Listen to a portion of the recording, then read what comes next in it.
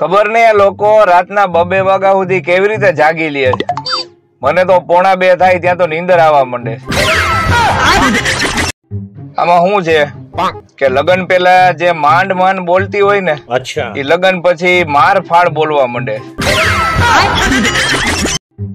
કોઈને પાણી થી બીક લાગે, કોઈને આગ થી બીક લાગે, કોઈને ઊંચાઈ થી બીક લાગે, પણ વાંઢાવને શેનાથી બીક લાગે ખબર? ડબલ બેડ ના પલંગ થી. એક સુખી પતિ હતો, તો કોણ જાણે કોણ હતો, આપડે તો ખાલી વાત સાંભળી છે. એક છોકરાએ એની ગર્લફ્રેન્ડ ને રાત્રે મેસેજ કર્યો કે ગુડ નાઇટ હની. તો સામેથી રિપ્લાય આવ્યો કે હની સુઈ ગઈ છે, હું એની માં મધમાખી બોલું છું. પછી ઓલા ને આખી રાત ની અંદર નો આવી. આ વિજ્ઞાન ગમે એટલું આગળ વધી જાય સાહેબ, પણ ગુજરાતી ના અહક રોગ ની દવા એ વિજ્ઞાન નહીં શોધી શકે.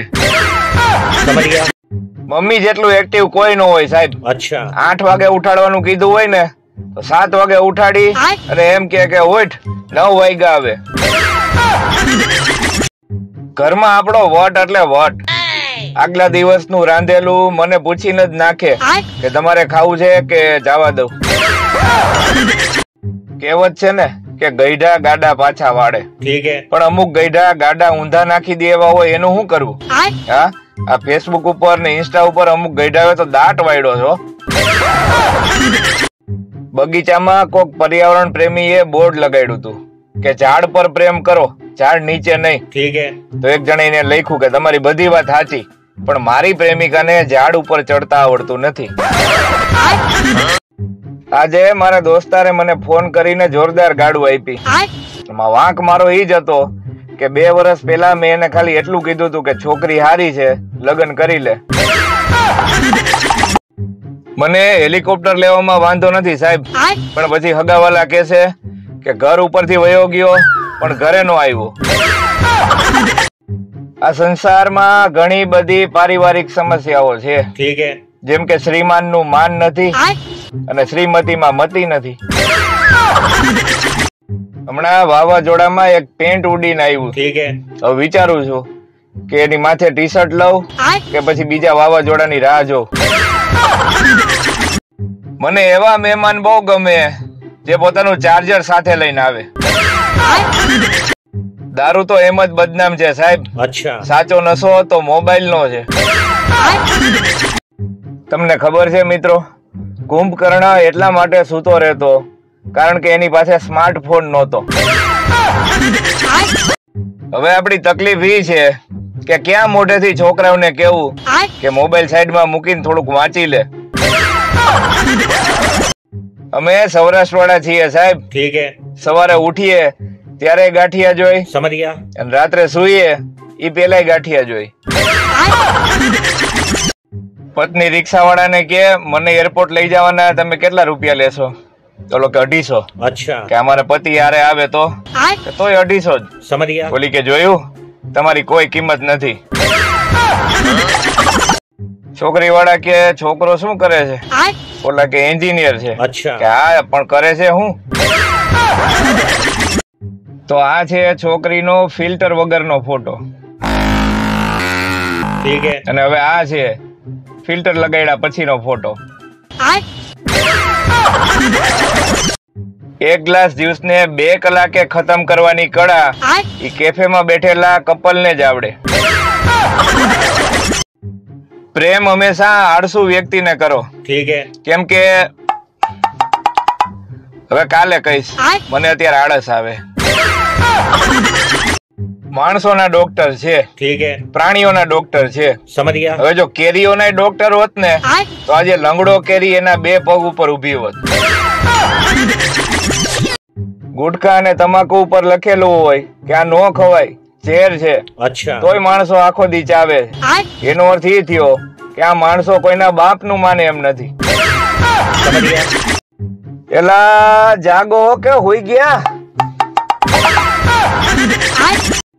આપણા ટેલેન્ટ ની તો વાત જ ન કરો. ઘડિયાળ જોઈને ટાઈમ કહી દઉં છું. એક ભાઈ ડોક્ટર ને કે સાહેબ હું ચશ્મા પહેરીને વાંચી તો હકીશ ને? ડોક્ટર કે હા, એમાં કઈ શંકા ને સ્થાન નથી. બોલો કે તો બરોબર, બાકી તો અભણ માણસોની જિંદગી કઈ જિંદગી કહેવાય? હવે એ દિવસો દૂર નથી મિત્રો, જયારે સ્ટેજ ઉપર નવી વહુ આવશે અને જાને એના મોઢામાંથી નીકળશે કે ભાઈ આ તો ઇન્સ્ટાગ્રામ વાળી. જે લોકો એક વાત કહું એમ કહીને ચૂપ થઈ જાય છે ને, એ સાલાવને તો જન્મ ટીપની સજા મળવી જોઈએ.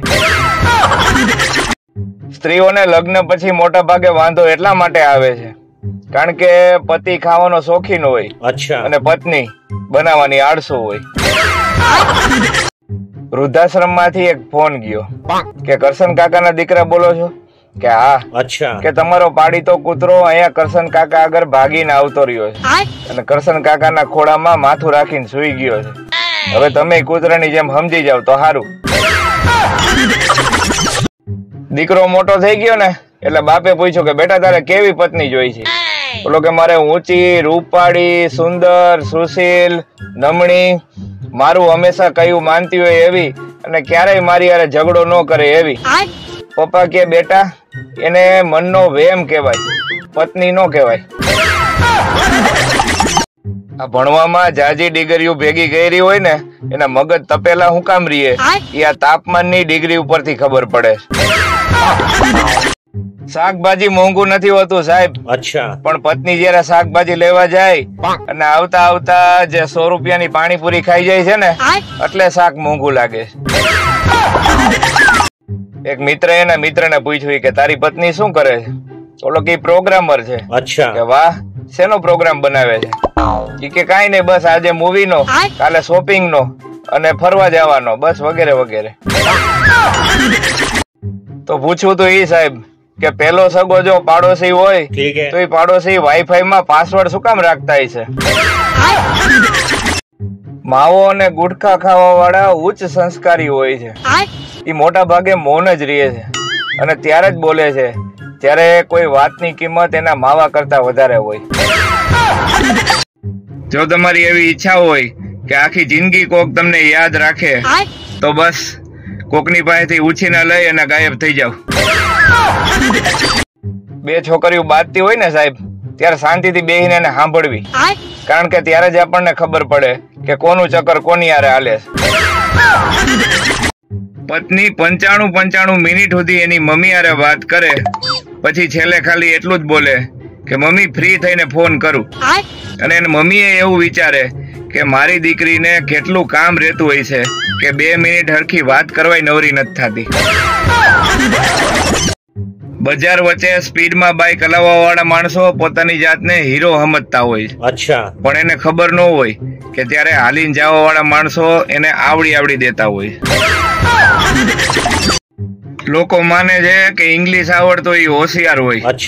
અરે જાવ તમારું ઇંગ્લિશ તો અમે પી જાય છે. તમે લગ્ન કરી લ્યો ને સાહેબ પછી આખી દુનિયામાંથી કોઈ નથી તમને ડર ન લાગે સિવાય કે તમારી પત્ની. આપણે ત્યાં લોકોનું એક સ્પેશિયલ ટેલેન્ટ છે, એ કોઈ પણ કામ કર્યા વગર આખો દિવસ બીજી રહી શકે.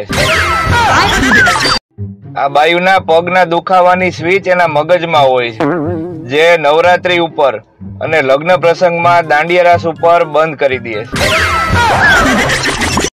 સાસુ માં કે જમાઈ પેલા તો તમે જાજુ જમતા, હવે કેમ ઓછું જમો છો?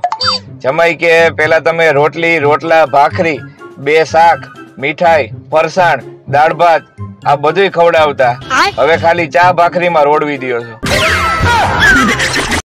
આપણી તકલીફ જ ઈ છે સાહેબ, જીભથી વધારે ખવાઈ જાય છે અને સજા દોડાવીને પગને આપી છે. અમુક તો લગનમાં 10 વાટકા કેરીનો રસ ઉલાડી જાય, પાછા કેતા જાય કે આમાં પપૈયાનો રસ મિક્સ કર્યો હોય ને એવું લાગે છે.